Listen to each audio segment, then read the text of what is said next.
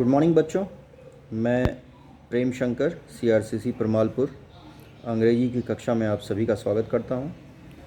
आज हम लोग 8वीं क्लास का 7वां lesson the mountain and the squirrel पढ़ेंगे।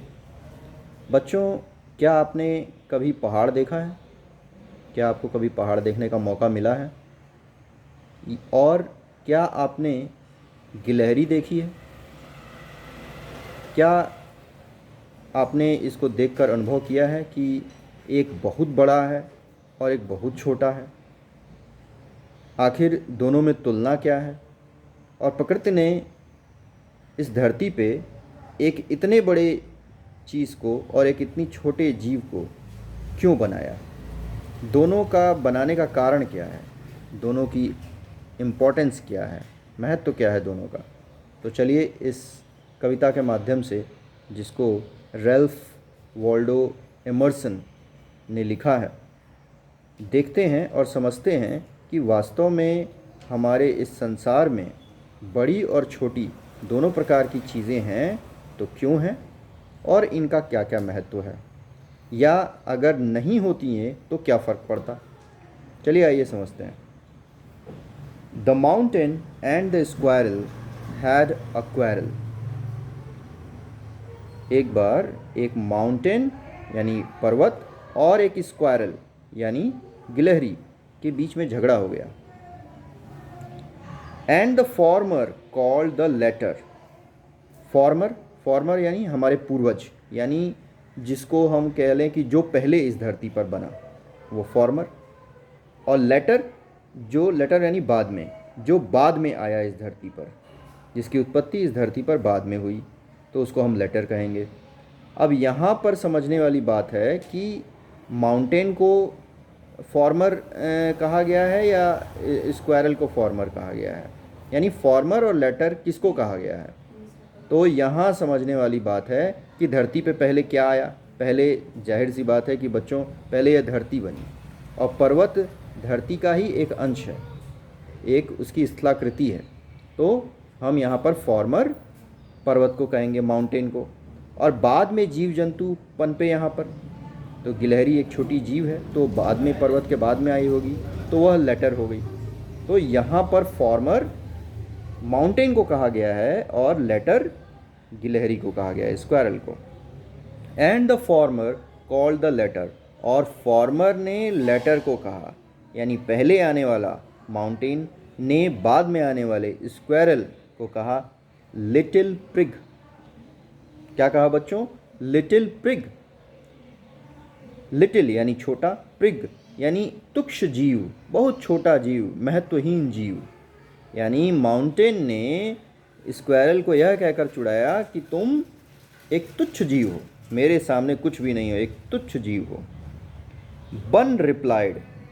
बन कहते हैं, गिलहरी को ही यहाँ बन कहा गया है। बन का मतलब होता है एक गुच्छेदार, जिसकी गिलहरी की जो पूंछ होती है वो एक बालों के गुच्छे के समान होती है, इसलिए उसको बन कहा गया है।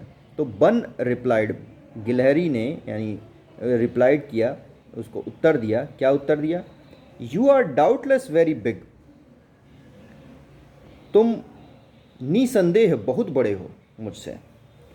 But all sort of things and weather must be taken in together. लेकिन विभिन्न प्रकार की वस्तुएं, जितनी भी प्रकार की वस्तुएं, but all sort of things and weather, और मौसम, इन सभी को मिलाकर आपस में, to make up a year and a sphere, इन सभी को मिलाकर आपस में एक वर्ष निर्धारित होता है और यह धरती बनती है। स्फीयर यानी जैसे एक फुटबॉल का आकार होता है, उसको हम स्फीयर का आकार कहेंगे। तो ये धरती भी गोल है, इसलिए इस धरती को ही स्फीयर कहा गया है। तो जितनी भी सॉर्ट ऑफ थिंग्स यानी विभिन्न प्रकार की वस्तुएं, यहाँ सजीव निर्जीव सभी प्रकार की वस्तुओं से ही यह धरती मिलकर बनी है। इसलिए इस धरती को कहा गया है कि different sort of things make the sphere and different वेदर्स make a year. विभिन्न प्रकार के मौसम एक वर्ष बनाते हैं। आपको पता है बच्चों, वो एक वर्ष में कई प्रकार के मौसम होते हैं और इन्हीं मौसमों से पूरा एक वर्ष बीतता है, चलता है। तो एक वर्ष में हम देखते हैं कि ख़ास तौर पे 3 मौसम, बरसात, सर्दी और गर्मी होती है। चलिए, to make and I think it no disgrace, और क्या कहा गिलहरी ने? And I think it no disgrace. Disgrace का मतलब होता है अपमान। उसने कहा कि मुझे मेरे विचार से इसमें कोई अपमानजनक बात नहीं है। टू ऑक्यूपाई माई प्लेस, यानी मेरे अपने स्थान पर मैं अधिग्रहित हूँ, यानी मैं अपने स्थान पर हूँ, अपने स्थान को घेरा हुआ हूँ, अपने स्थान पर बैठा हुआ हूँ, तो उसमें मुझे कोई अपमान नहीं नज़र आता। कहने का मतलब है कि गिलहरी कह रही है कि मैं आपके समक्ष बहुत छोटा हूँ, तो इसमें मुझे कोई अपमानजनक बात नहीं नज़र आती है। If I am not so large as you. अब देखिए, अब वो अपने छोटा होने पर तर्क क्या कर रही है, क्या तर्क देती है कि मैं छोटा हूँ इसलिए मुझे कोई शर्म नहीं है उसमें। क्या तर्क है इसका? If I am not so large as you, कि मैं आपके समान अगर बहुत बड़ी नहीं हूँ। You are not so small as I, तो आप भी मेरे समान बहुत छोटे नहीं हैं। अब ये देखिए, अब उसने वो बड़ा जो है माउंटेन, उसको तुच्छ कह दिया। वो तर्क अपने आप को सही मानकर यह तर्क दे रही है कि अगर मैं आपकी तरह बड़ी नहीं हूँ तो आप भी मेरी तरह छोटे नहीं हैं। And not half so spry. Spry का मतलब होता है फुर्तीला। आप देखते हैं बच्चों, गिलहरी को क्या आप पकड़ सकते हैं? कितनी तेज़ी से भागती, कितनी फुर्तीली होती है। और माउंटेन एक जगह स्थापित है, पड़ा हुआ है, हिल डुल भी नहीं सकता। तो कह रही है कि आप मेरे आधे के बराबर भी फुर्तीले नहीं हैं। सही बात है, ये डिमेरिट है माउंटेन की। I will not deny you make a very pretty squirrel track. वो साथ में ये भी एक्सेप्ट कर रही है कि मैं इससे मना नहीं करती हूँ कि आप एक बहुत प्यारा छोटा सा स्क्वायरल ट्रैक बना सकते हैं, यानी रास्ते बना सकते हैं। बच्चों, यह धरती नहीं होती तो हम चलते किस पे? माउंटेन्स पे स्क्वायरल ट्रैक, ये जितने भी जीव जंतु हैं ये पर्वतों पर ही रहते हैं, इसी धरती पर रहते हैं, ये इनका आश्रय है, घर है। तो पर्वत सभी जीवों को एक घर प्रदान करते हैं। तो ये कहती है गिलहरी कि मैं इससे इनकार नहीं करती कि आप एक छोटा सा प्यारा सा स्क्वायरल ट्रैक बना सकते हैं, यानी गिलहरी को चलने का रास्ता बना सकते हैं। तो कहने का यहाँ पर मतलब है कि आप गिलहरी को, यानी सारे जीवों को आश्रय प्रदान करते हैं, इसमें कोई शक नहीं है। Talents differ, all is well and wisely put. उसने कहा, गिलहरी ने, कि टैलेंट्स विभिन्न हैं, हम सभी में खूबियाँ विभिन्न विभिन्न प्रकार की हैं। ऑल इज़ वेल, सभी ठीक हैं, कोई भी बुरा नहीं है, सभी ठीक हैं। एंड वाइजली पुट, और बहुत ही बुद्धिमतापूर्ण रूप से, यानी बहुत ही सोच समझकर इस धरती पे हर एक चीज़ बनाई गई है।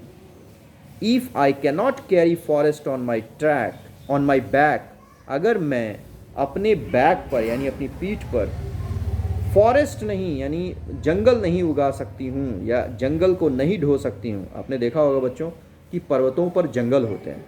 ऐसा मालूम पड़ता है कि जंगल अपने पीठ पर माउंटेन्स, पर्वत अपने पीठ पर जंगलों को ढो रहे हैं, ऐसा प्रतीत होता है। तो वही कह रही है कि अगर मैं अपने पीठ पर फॉरेस्ट नहीं उगा सकती हूँ, लेकर नहीं ढो सकती हूँ, neither you can crack a nut, तो आप भी एक मूंगफली नहीं तोड़ सकते हैं। ये अलग अलग खूबियाँ हैं बच्चों। जाहिर सी बात है, जहाँ पर सुई काम आ जाती है वहाँ तलवार नहीं काम आती, जहाँ तलवार काम आती है वहाँ सुई नहीं काम आती। दोनों का अपना अलग अलग महत्व है। कपड़े सिलने के लिए हम सुई का इस्तेमाल कर सकते हैं, तलवार का नहीं। लड़ने के लिए हम तलवार का इस्तेमाल कर सकते हैं, सुई का नहीं। तो इस प्रकार से इस धरती पे जितनी भी वस्तुएं बनाई गई हैं, सभी बहुत सोच समझ कर बनाई गई हैं और सभी का अपना अपना अलग अलग महत्व है, कोई भी बेकार नहीं है। तो इस पोएम के माध्यम से आपने देखा कि एक माउंटेन और गिलहरी, स्क्वायरल के बीच के झगड़े को, जो झगड़ा हुआ था और दोनों अपने अपने अस्तित्व को सही ठहराने की कोशिश कर रहे हैं, और सही भी है। आपने ये समझ लिया। चलिए नेक्स्ट वीडियो में हम इसके क्वेश्चन आंसर्स और अन्य एक्सरसाइजेस को लेके आएंगे। Till then goodbye and take care बच्चों।